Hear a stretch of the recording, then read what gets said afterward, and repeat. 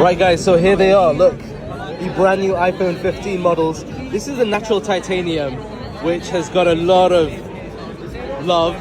This is the iPhone 15 Pro and the larger 15 Pro Max model. Now there is a difference between these models, and that's really down to the camera, because the telephoto on the larger Pro Max model will allow you to zoom in up to 5x times. So let me get the camera, which is over there. One-handed use.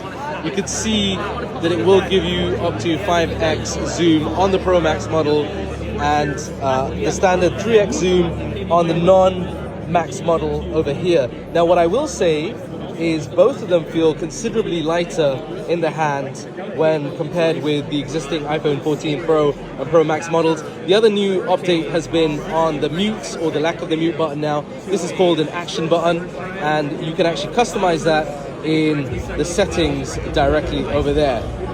So that's another cool addition to have. Let me know what you think of the colors. Let me know what you think of the models. That is the iPhone 15 Pro and the iPhone 15 Pro Max.